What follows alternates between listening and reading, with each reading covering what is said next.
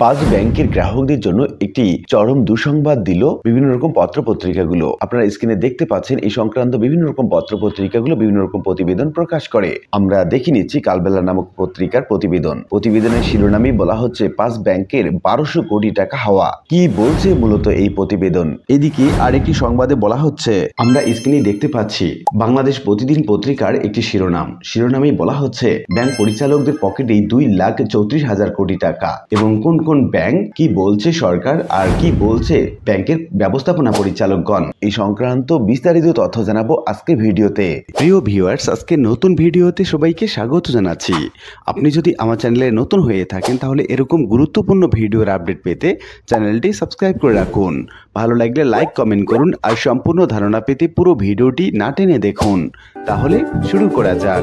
2019 সালে পুঁজিবাজারে তালিকাভুক্ত প্রতিষ্ঠান বেস্ট হোল্ডিংসে 1,775 কোটি টাকা বিনিয়োগ করে রাষ্ট্রায়ত্ত 4 ব্যাংক সহ 5 ব্যাংক। কেন্দ্রীয় ব্যাংক নিয়ম লঙ্ঘন করে তাদের সহযোগিতা করেছে। রাজনৈতিক চাপের এই বিনিয়োগে ব্যাংকগুলো জনগণের আমানত থেকে 1,238 কোটি টাকা লোকসান করেছে। Bangladesh bank, Bangladesh security and exchange commission সহ একাধিক রাষ্ট্রীয় সংস্থার প্রতিবেদনে এসব তথ্য উঠে এসেছে। প্রতিবেদন অনুযায়ী বেস্ট হোল্ডিংসে রাষ্ট্রায়ত্ত সোনালী ব্যাংক 500 কোটি, জনতা ব্যাংক 500 কোটি, অগ্রণী 375 কোটি, রূপালী 300 কোটি এবং বেসরকারি খাতের এনসিসি ব্যাংক বিনিয়োগ করে 100 কোটি। এসব অর্থ দিয়ে ব্যাংকগুলো মোট 27 কোটি 30,77,000 শেয়ার ক্রয় করে।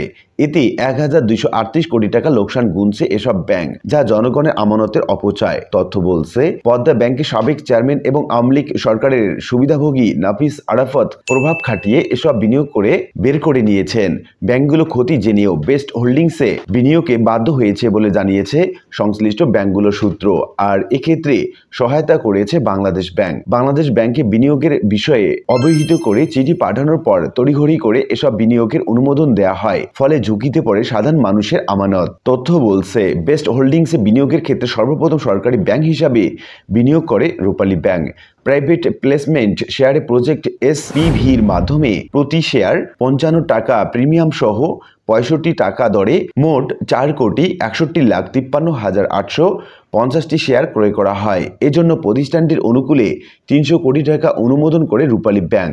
ওই সময় ব্যাংকটি 65 টাকা দরে শেয়ার ক্রয় করলেও বর্তমানে এই শেয়ারের দর নেমে এসেছে 19 টাকা 80 পয়সায়। এতে রূপালী ব্যাংকের লোকসান গুনতে হচ্ছে প্রায় 209 কোটি টাকা। 2019 সালে জুন ভিত্তিক প্রকাশিত বেস্ট হোল্ডিংসে আর্থিক হিসাব পর্যালোচনা করে দেখা যায়, ওই সময় প্রতিষ্ঠানটির অনুমোদিত লঙ্ঘন ছিল 1,000 কোটি টাকা, কিন্তু পরিশোধিত মূলধন ছিল মাত্র 8,83,000 টাকা। একই সময় প্রতিষ্ঠানটির দায় ছিল 2,050 কোটি টাকা। অর্থাৎ প্রতিষ্ঠানটির ফাইন্যান্সিয়াল লেভারেজ অত্যন্ত বেশি এবং ঝুঁকিপূর্ণ জেনেও বিনিয়োগের সিদ্ধান্ত গ্রহণ করে ব্যাংকের আমানতকে ঝুঁকি তৈরি করেছে রূপালী ব্যাংক। বেস্ট হোল্ডিংসে বিনিয়োগের ক্ষেত্রে বাংলাদেশ ব্যাংকের BRPD সার্কুলার 15 এর নির্দেশনা অমান্য করেছে রূপালী ব্যাংক। এই বিষয়ে জানতে চাইলে রূপালী ব্যাংকের ভারপ্রাপ্ত ব্যবস্থাপনা পরিচালক পারসুমা আলমকে একাধিকবার ফোন করেও পাওয়া যায়নি তাকে। তথ্য বলছে, 2019 সালের 10 ডিসেম্বর সোনালী ব্যাংকের পরিচালনা পর্ষদের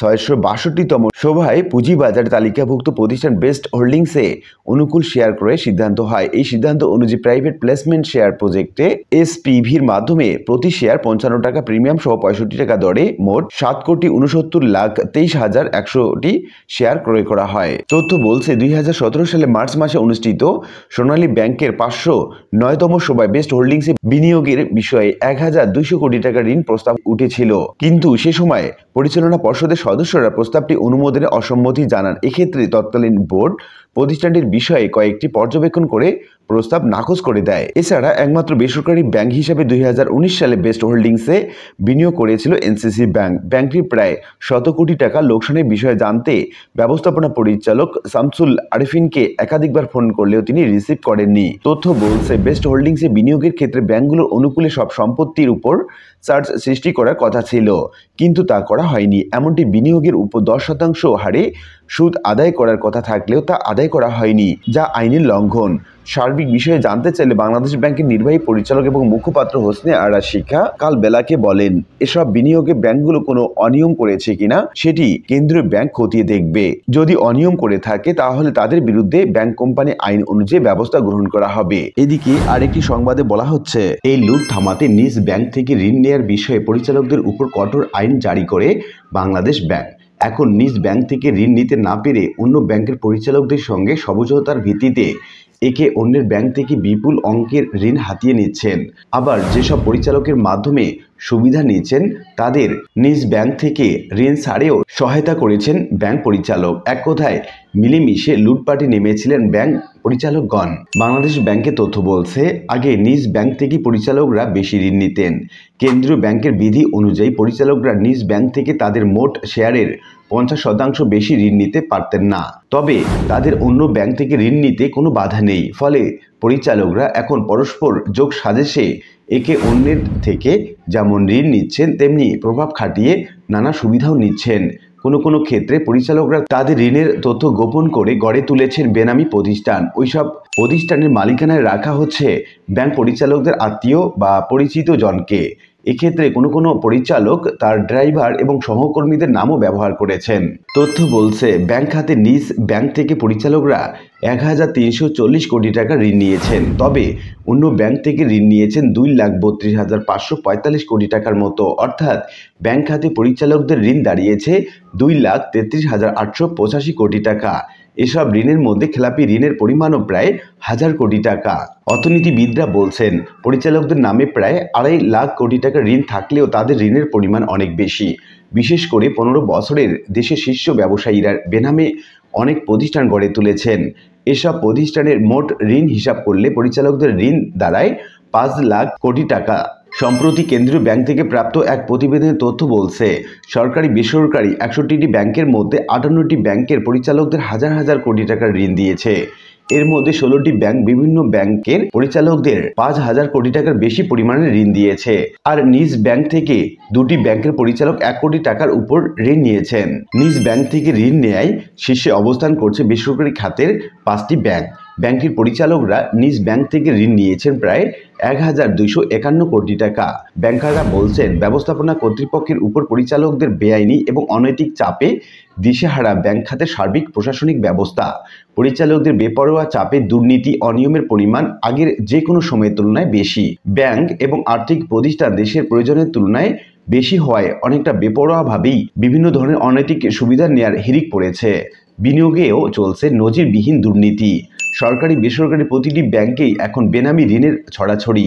পরিচালকদের চাপে এমডিরা ঋণ দিতে বাধ্য হচ্ছেন। বিশ্ব ব্যাংকের ঢাকা মিশনের সাবেক মুখ্য অর্থনীতিবিদ ডক্টর জাহিদ হোসেন বলেন, যেসব ব্যাংক থেকে বিভিন্নভাবে ঋণ বেরিয়েছে সেগুলোর বিরুদ্ধে এরই মধ্যে সরকার ব্যবস্থা গ্রহণ শুরু করেছে। আমার জানা মতে ব্যাংক কোম্পানি আইনে পরিচালকদের ঋণ সংক্রান্ত আইনটিতে দুর্বলতা আছে। এজন্য তারা নিজেদের মধ্যে সমন্বয় করে বিভিন্নভাবে ঋণ বের করে নিয়ে যাচ্ছে।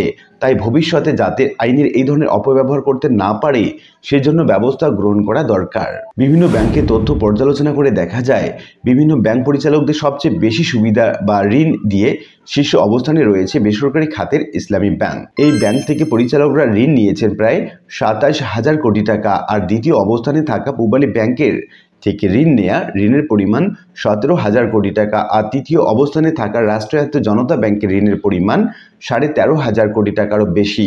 চতুর্থ অবস্থানে রয়েছে এক্সিম ব্যাংক। ব্যাংকটি থেকে পরিচালকরা ঋণ নিয়েছেন 13,500 কোটি টাকা। আর পঞ্চম স্থানে রয়েছে ইউনাইটেড কমার্শিয়াল ব্যাংক, ঋণ নিয়েছে 10,000 কোটি টাকা। এছাড়া অন্যান্য ব্যাংকের পরিচালকদের 5,000 কোটি টাকার বেশি ঋণ দিয়েছে আরও 11টি ব্যাংক। এদিকে ব্যাংক খাতে খেলাপি ঋণের পরিমাণ 1,31,000 কোটি টাকার বেশি হলেও ব্যাংক পরিচালকদের খেলাপি ঋণের পরিমাণ 757 কোটি টাকা। এসব ঋণের সিংহভাগই রাষ্ট্রায়ত্ত একটি ব্যাংকের। ব্যাংকটি থেকে নেয়া পরিচালকদের ঋণের পরিমাণ 716 কোটি টাকার খেলাপি ঋণ রয়েছে। এছাড়া তালিকায় আছে 3টি বেসরকারি বাণিজ্যিক ব্যাংক।